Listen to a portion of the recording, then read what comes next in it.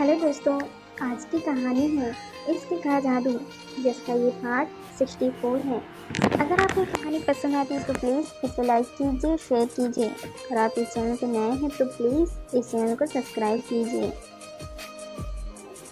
शाम को परी थक कर ऑफिस से वापस आती हैं। शर्मिला परी को देखकर, परी आ गई तुम, चलो मैं तुम्हारा खाना लगवा देती हूँ, तुम हाथ मुँह धोकर आ जाओ। परी, नहीं अभी मुझे भूख नहीं है, मैं बाद में खाऊंगी। शर्मिला, क्या हुआ परी, तुम परेशान लग रही हो। परी, कुछ नहीं, बस थोड़ा थक गई हूँ, ऊपर जाकर थोड़ी देर आराम कर लेती हूँ। ऐसा बोलकर परी अपने कमरे में आती है और थक कर बेड पर गिर जाती है। परी चीनू को आवाज़ लगाती है, चीनू कहाँ हो तुम, पता है आज मैं कितना थक गई। लेकिन परी को चीनू की आवाज़ नहीं आती तो परी उठकर उसे इधर उधर अपने कमरे में ढूंढने लगती है। परी चीनू को हर जगह कमरे में ढूंढती है, आवाज़ लगाती है, लेकिन उसे चीनू कहीं नहीं मिलता। परी घबराती हुई भागकर नीचे शर्मिला के पास आती है। शर्मिला, क्या हुआ परी, इतना घबरा रही हो, सब ठीक है ना। परी, आपने मेरे चीनू को कहीं देखा, मेरा मतलब मेरा वह छोटा सा खरगोश। शर्मिला, नहीं तो ध्यान से देखो, ऊपर कमरे में ही होगा, वैसे भी वह इतना छोटा सा है, होगा किसी टेबल के बेड के नीचे, अच्छे से देखो। परी, नहीं मैंने हर जगह ढूंढा लेकिन मुझे कहीं नहीं मिला। एक काम करिए, आप उधर टेबल के नीचे ढूंढिए, मैं इधर काउंटर की तरफ देखती हूँ। परी और शर्मिला चीनू को पूरा रेस्टोरेंट में हर जगह ढूंढती है लेकिन वह उन्हें कहीं नहीं मिलता। तभी परी रोहन को फ़ोन लगाती है। रोहन परी का कॉल देखते ही खुश हो जाता है। रोहन, हेलो। परी, हेलो रोहन, तुम अभी कहाँ हो, ऑफिस में हो या। रोहन, ऑफिस में हूँ, बस अभी निकल रहा हूँ। क्या हुआ परी, तुम परेशान लग रही हो। परी, रोहन मेरा एक काम कर दोगे, बहुत ही ज़्यादा अर्जेंट है। रोहन, हाँ बोलो ना परी, क्या हुआ। परी, तुम्हें याद है मैं हमेशा अपने साथ एक छोटा सा खरगोश रखती हूँ, चीनू, वह मुझे कहीं मिलने नहीं मिल रहा है। तुम एक बार मेरी डेस्क पर जाकर चेक करो कि कहीं मैं गलती से उसे वहाँ तो नहीं भूल गई। रोहन, ठीक है परी, तुम होल्ड करो, मैं फटाफट से वहाँ जाकर चेक करता हूँ। रोहन परी की डेस्क पर चीनू को ढूंढता है लेकिन उससे नहीं मिलता। रोहन, हेलो परी, वह खरगोश तो यहाँ पर नहीं है। लेकिन रोहन को परी के ड्रॉर में से 2-3 कागज मिलते हैं जिस पर परी ने हर तरफ बस राजवीर का नाम लिखा हुआ था और पेन से राजवीर की फ़ोटो बना रखी थी। उसे देखकर रोहन को थोड़ा बुरा लगता है। परी रोहन की बात सुनकर और ज़्यादा परेशान हो जाती हैं। उसे चीनू के लिए टेंशन होने लगती है। वह फ़ोन काटकर चीनू को वापस से रेस्टोरेंट में ढूंढने लगती है। शर्मिला परी के पास आकर, परी मैंने तुम्हारे उस खरगोश को पूरे रेस्टोरेंट में ढूंढ लिया लेकिन मुझे कहीं नहीं मिला। तुम एक काम करो, एक बार बाहर जाकर आसपास की जगह में ढूंढो, मैं एक बार तुम्हारे कमरे में और अच्छे से देख कर आती हूँ। परी शर्मिला की बात मानकर चीनू को बाहर ढूंढने के लिए जाती है। तभी रोहन गाड़ी लेकर वहाँ पर आता है। रोहन गाड़ी से उतरकर परी को आवाज़ लगाता है। रोहन, परी चीनू मिला क्या। परी, तुम यहाँ। रोहन, तुम परेशान लग रही थी तो मैं तुम्हारी मदद करने के लिए आ गया। अच्छा ये सब छोड़ो, चीनू को ढूंढते हैं। परी, ठीक है, तुम वहाँ गाड़ियों के नीचे चेक करो, मैं यहाँ झाड़ियों में चेक करती हूँ। परी रोहन हर जगह चीनू को ढूंढते हैं लेकिन वह कहीं नहीं मिलता और दोनों आखिरकार खड़ खाड़ कर गाड़ी के पास कर खड़े हो जाते हैं। परी, पता नहीं चीनू कहाँ चला गया। रोहन, परेशान मत हो परी, हम ढूंढ लेंगे। तभी उन दोनों को सामने से कुछ आवाज़ आती है। सामने कचरे के ढेर में से रखी थोड़ी सी कुछ थैलियाँ हिलने लगती हैं। परी रोहन आवाज़ सुनकर उसके पास जाकर देखते हैं। तभी थैली के नीचे एक चूहा रोहन के पैर के ऊपर से निकलकर भागता है। रोहन चूहे को देखकर डर जाता है और जोर से चिल्लाता हुआ परी से चिपक जाता है। चूहा चूहा। परी रोहन को घूर कर देखती है। डर के मारे उसने परी को कसकर पकड़ रखा था। परी के खांसने पर वह परी को छोड़कर उससे थोड़ा दूर हटता है। रोहन, मैं बस थोड़ा सा डर गया। परी, रियली रोहन, इतने बड़े होकर एक छोटे से चूहे से डर गए तुम? कितना प्यारा चूहा था वो। रोहन, प्यारा? मैं डरा नहीं था, बस वो थोड़ा गंदा था ना, इसीलिए। ओए, तुम मुझे ऐसे क्या देख रही हो? चलो तुम्हारे खरगोश को ढूंढते हैं। परी, हाँ ठीक है चलो। रोहन थोड़ा सा आगे जाता है, तभी परी उसके पास जाकर जोर से चिल्लाती है, अरे वहाँ पर चूहा है। रोहन इतना सुनते ही अपनी जगह जोर से उछलता है और जोर से चिल्लाता है, मम्मी चूहा चूहा। परी उसे इस तरह देखकर जोर जोर से हंसने लगती है। परी को इस तरह हंसता हुआ देखकर रोहन को बहुत अच्छा लगता है और वह भी परी के साथ हंसने लगता है।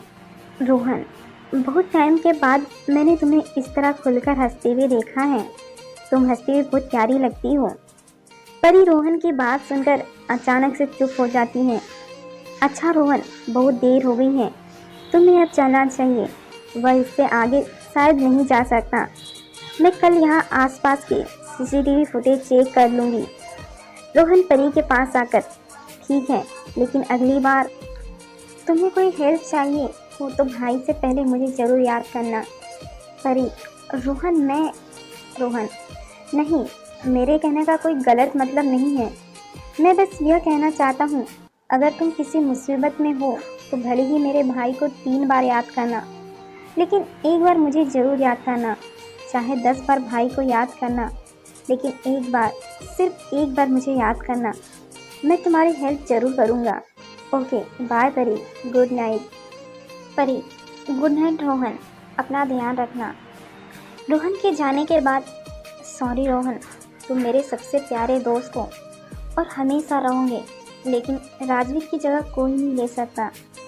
सुबह परी उठते ही शर्मिला के पास जाती हैं। शर्मिला जी, मैं चीनू को ढूंढने जा रही हूँ, मेरे लिए नाश्ता मत बनाना।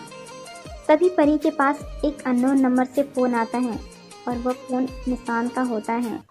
परी, हेलो निशान, लगता है परी बड़ी जल्दी में हो, अपने पालतू खरगोश को ढूंढने जा रही हूँ। परी यह सुनकर एक बार फ़ोन पर नंबर चेक करती है। तुम्हें कैसे पता? कौन बोल रहे हो तुम? निशान, वह भी बता दूंगा, बस कुछ काम था तुमसे। उधर रोहन उबासी लेता हुआ ऑफिस के अंदर आता है। सामने राजवीर लिफ्ट के पास वेट कर रहा होता है। रोहन राजवीर को चिढ़ाने के लिए उसके पास जाकर और उबासी लेने लगता है। रोहन, गुड मॉर्निंग भाई, मैं तो बहुत थक गया कल की वजह से। राजवीर, अच्छा, कुछ ज़्यादा काम कर लिया था क्या ऑफिस में? रोहन, नहीं भाई, मैं तो कल पूरी रात परी के साथ था, देर रात तक घर वापस आया, इसीलिए नींद पूरी नहीं हुई। राजवीर कुछ बोले इससे पहले लिफ्ट आ गई। रोहन राजवीर को आने का इशारा करते हुए लिफ्ट के अंदर आ गया। राजवीर, हाँ तो तुम क्या कह रहे थे, परी के साथ रात भर? रोहन, दरअसल परी का वो पेट है ना चीनू, वह खो गया है, इसलिए परी ने मुझे हेल्प मांगी थी और आपको पता है उसने सबसे पहले मुझे बुलाया, सबसे पहले मुझे याद किया अपनी हेल्प के लिए। राजवीर उसकी बात का कोई जवाब नहीं देता और आराम से वहाँ खड़ा रहता है। रोहन, क्या हुआ भाई, आप कुछ नहीं बोलेंगे इस बारे में? राजवीर, खरगोश मिला? रोहन, क्या? राजवीर, परी ने तुम्हें हेल्प के लिए बुलाया था ना, तो खरगोश मिला? रोहन थोड़ा सा मायूस होकर, नहीं मिला। लेकिन भाई आप उसकी हेल्प नहीं करोगे? राजवीर, क्यों, तुम्हें लगता है मेरी उसकी हेल्प करने से हम दोनों के बीच का प्यार बढ़ेगा? लिफ्ट का गेट खुलता है और राजवीर बाहर आकर परी को फ़ोन लगाता है और चीनू के बारे में पूछता है। परी, नहीं राजवीर, तुम्हें चीनू को ढूंढने की ज़रूरत नहीं है। वो क्या है ना, आज सुबह मेरे पास किसी का फ़ोन आया था, उसने बताया चीनू यहाँ कंपनी की साइंस लैब में है, मैं यहाँ उसे लेने आई हूँ, बाद में बात करती हूँ, बाय। परी लैब के अंदर जाती है लेकिन वहाँ पर कोई नहीं होता। परी वहाँ पर आवाज़ लगाती है, कोई है? तभी पीछे से निशान अंदर आता है। हाय परी, कैसी हो? परी निशान को देखा, तुम तो। निशान, मैं कौन हूँ? मुझे जानती हो या नहीं?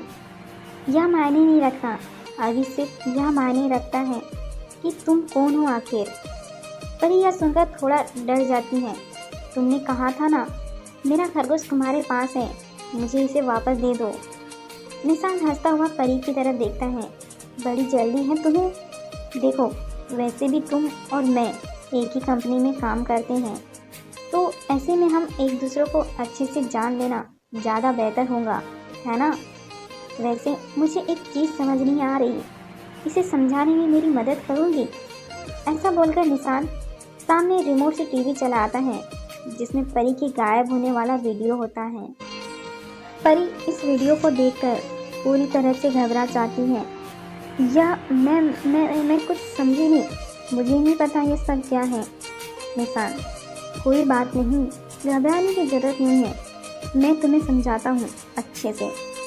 इतना बोलकर निशान अपने कोट की जेब में से एक छोटा सा बॉक्स निकालता है, जिसमें वह नीलम का टुकड़ा होता है। परी वह देखकर हैरान हो जाती है। यह तुम्हारे पास है, इसे मुझे वापस करो। परी फिर अचानक से चुप हो जाती है।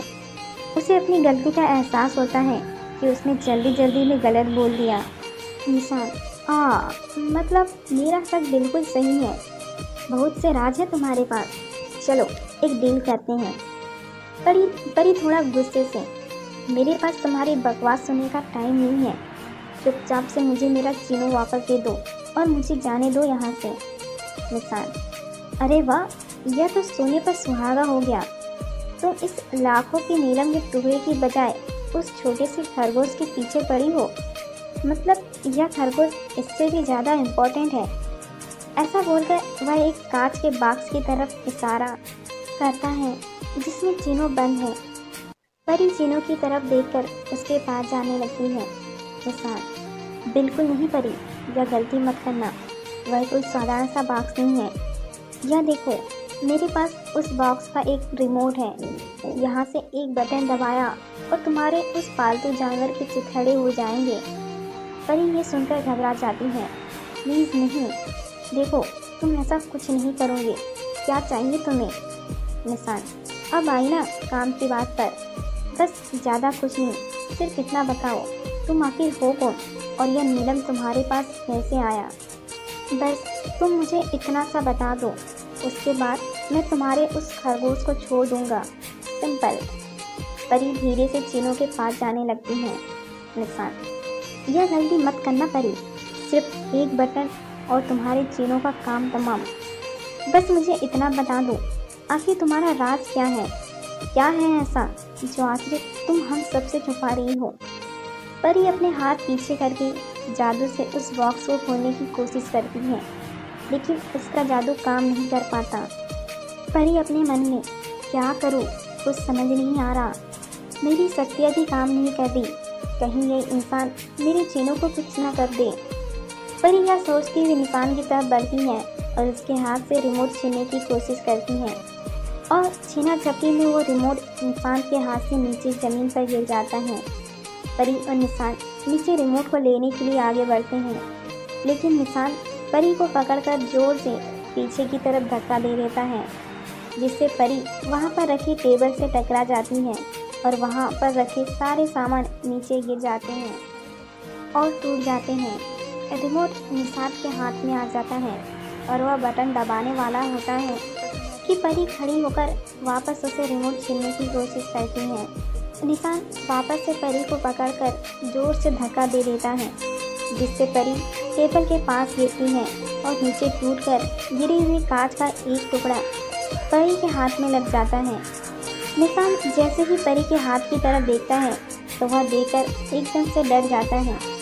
निशान, तो तुम्हारा यह खून ऐसा मिला, तुम हो कौन?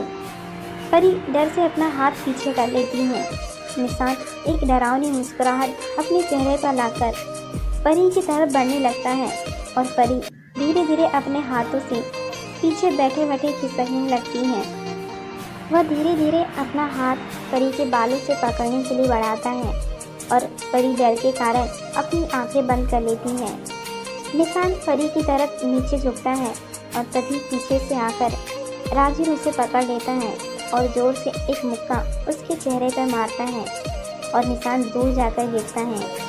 राजीव गुस्से से उसके पास जाकर उसे बहुत मारता है। तुम्हारी हिम्मत कैसी हुई मेरी परी को हाथ लगाने की? तुम्हें तो मैं छोड़ूंगा नहीं। राजीव एक हाथ से उसका गला दबा देता है। परी राजीव को रोकती है। राजीव बस करो, मर जाएगा वो। परी की बात सुनकर राजीव उसे छोड़ता है और सिक्योरिटी को बुलाकर उसे वहां से बाहर निकालता है। इंसान के जाने के बाद राजवीर की नज़र जैसे ही परी पर पड़ती है वह भागकर परी के पास आता है, उसे कसकर गले से लगा लेता है। राजवीर, सॉरी परी, मुझे आने में देर हो गई। तुम ठीक तो हो ना? तुम्हें कहीं लगी तो नहीं? फिर राजवीर परी को सहारा देकर उठाता है। परी, मैं ठीक हूँ, मुझे कहीं नहीं लगी है। ऐसा बोलकर परी अपनी हथेली की तरफ देखती है और उसका घाव अपने आप भर जाता है। राजवीर, उस इंसान की तो मैं जान ले लूँगा, उसकी हिम्मत भी कैसे हुई कि तुम्हें छूने की? परी राजवीर को शांत कराती है। मैं ठीक हूँ राजवीर, बिल्कुल ठीक हूँ, तुम टेंशन मत लो। राजवीर प्यार से परी के चेहरे पर आए बालों को उसके कानों के पीछे करता है, उसके सर पर एक किस करता है। आखिर उस इंसान ने ऐसा किया क्यों? परी, पता नहीं, जाने दो, मैं बिल्कुल ठीक हूँ। चलो यहाँ से चलते हैं।